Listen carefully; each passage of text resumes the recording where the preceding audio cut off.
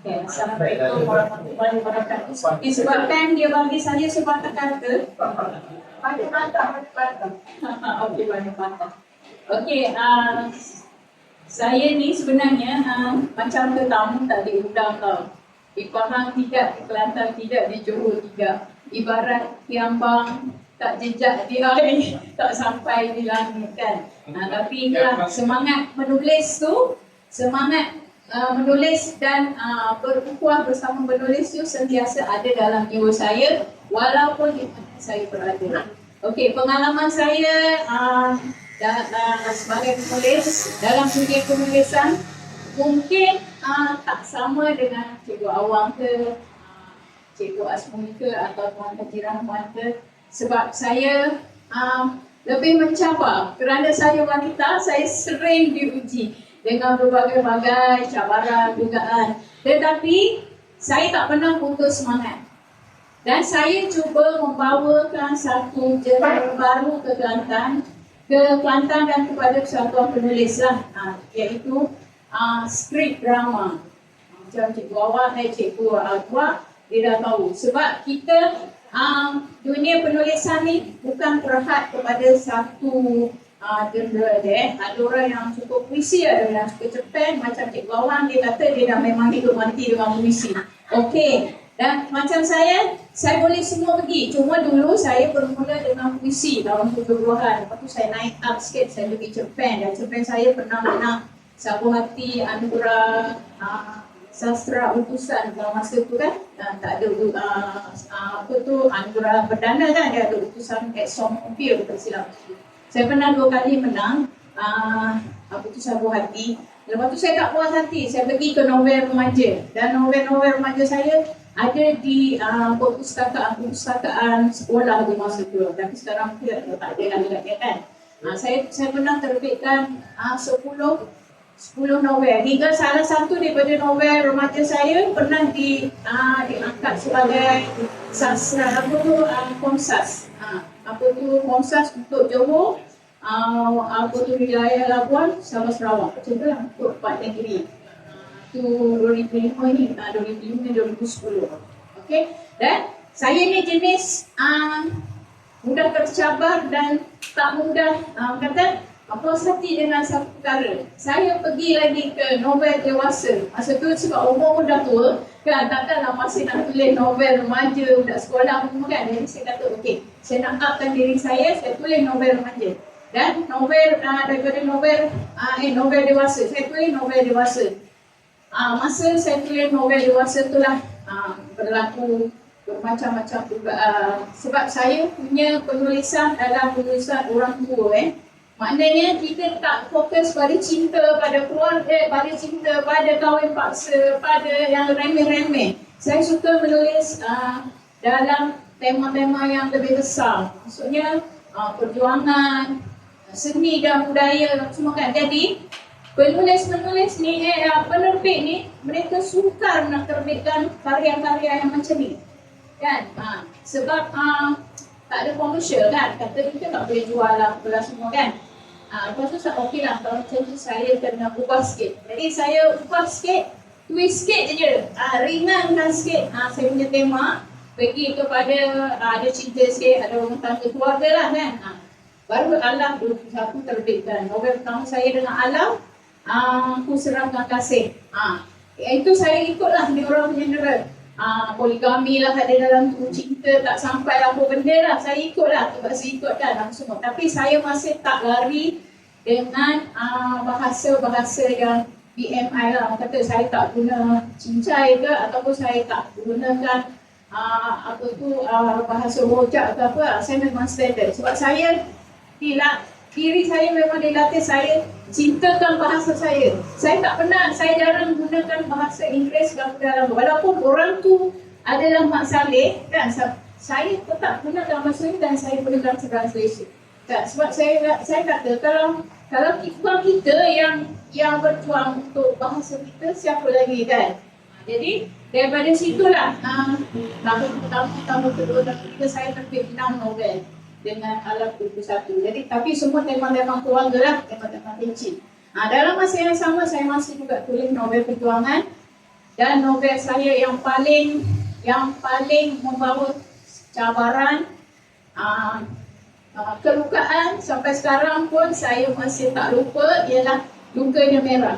Lukanya Merah saya tulis tahun 2006.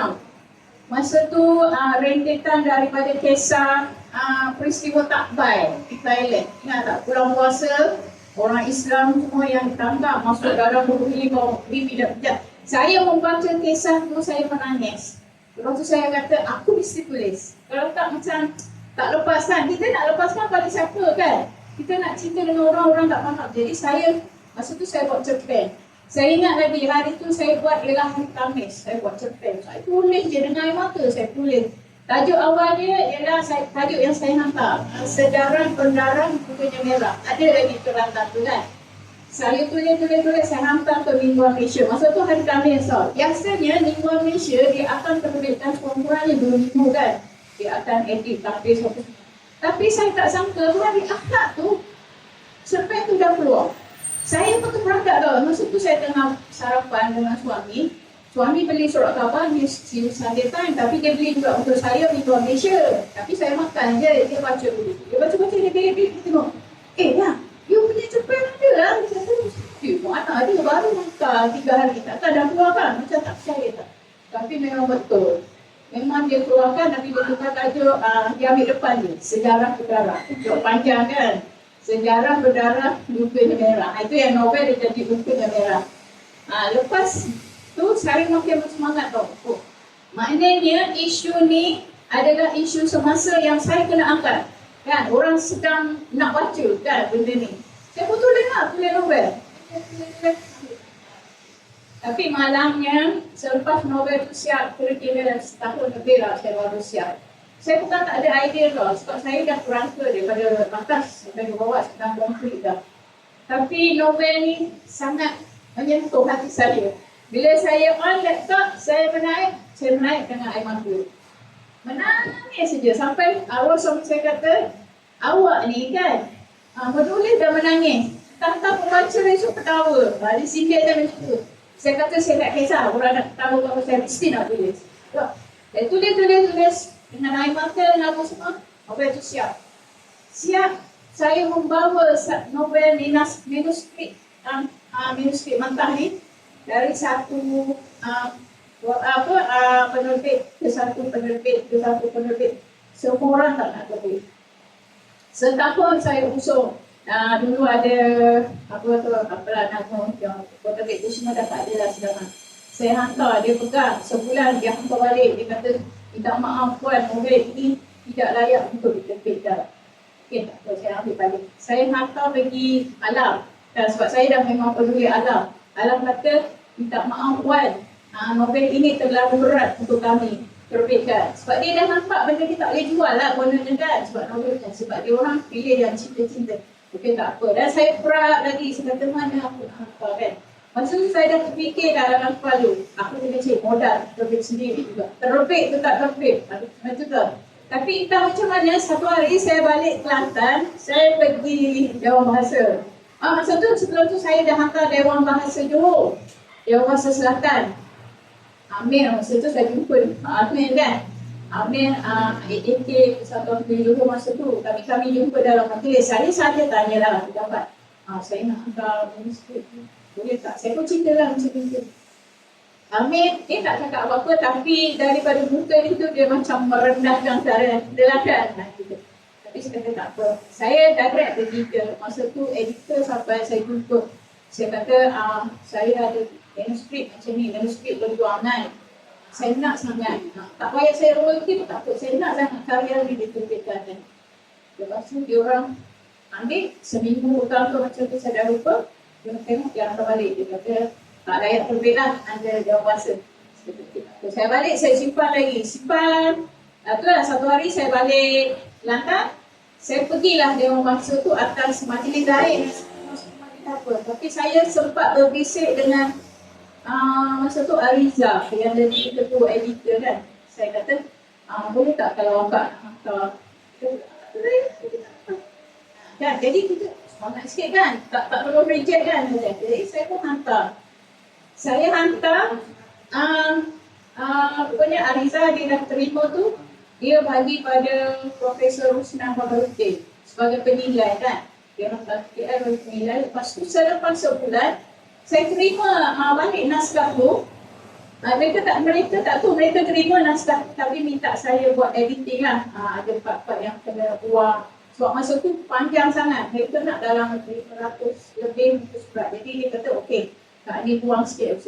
Tapi Profesor Rosna dia dah terlepas satu nota selit dalam komen tu tau. Patut komen tu rahsia kan, confidential kan. Itu antara penilai dengan editor lah. Tapi Profesor Rosna dia terlepas, dia terselit dalam tu.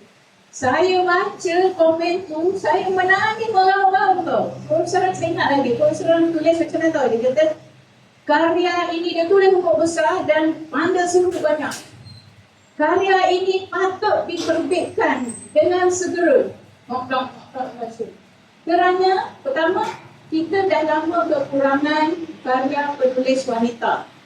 Yang pertama. Yang kedua, kita dah lama tak ada karya yang membawa mesej ataupun tema emansipasi wanita. Maksudnya cerita tu kan memang watak wanita kan. Lepas tu yang ketiga, saya dapati cerita ini sangat menyentuh hati dan wajib dibaca oleh pembaca-pembaca, masyarakat pembaca. Saya baca tu, ya Allah, ada juga orang menghargai aku kan, bagus. Dan pendekkan cerita akhirnya, masa tu Dawama terbit dengan muka yang gambar tangan, darah-darah tu. Lepas tu Dawama kan tutup, bila dah buku tu dah tutup, Dewan Bahasa Hebat ambil alih, dia buat cover baru kan. Tapi masa Dawama tu, memang benda ni dah jalan dah orang dah baca semua. Tapi bila dah terbit macam tu, dia ambil masa tau.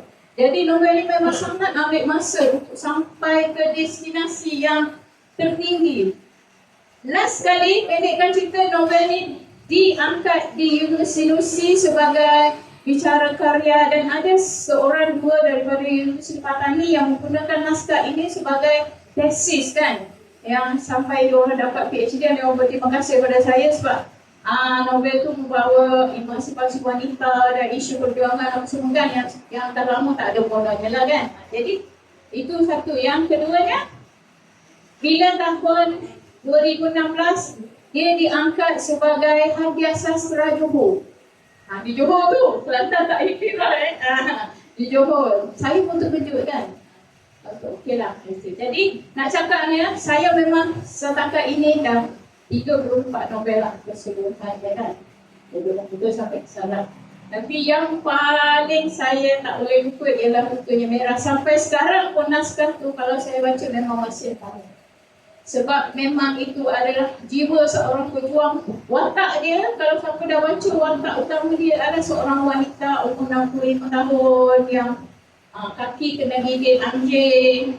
Jadi jalan pun heret-heret. Tapi dia berjuang untuk bangsa Patani, berdil sana, berdil sini. Itu yang sensitif sikit yang sampai orang ugut saya jangan masuk Thailand. Sampai sekarang saya tak berani masuk. Tapi orang kata tak tahu apa sebenarnya. Tapi saya sendiri yang sebab masa tu bila novel tu dah keluar, 50 naskah dah masuk dulu ke ada satu orang tu dia keluar ambil, dia bawa masuk ke sana. Saya pun tak tahu dia apa. Tapi yang nak cakapnya, anak saya yang duduk dekat pondok sini, dia pergi ke sana, ke Thailand. Ada orang bercakap pasal novel ni. Dia tak tahu yang itu anak saya kan. Dia cakap, ada satu perempuan tau, perempuan Kelantan, tulis pasal Patani dia cakap. Best tau novel tu, tulis pasal kita lah. Sebab itu adalah perjuangan gerilya lah kononnya. Konon nak tiru keluarga gerilya lah.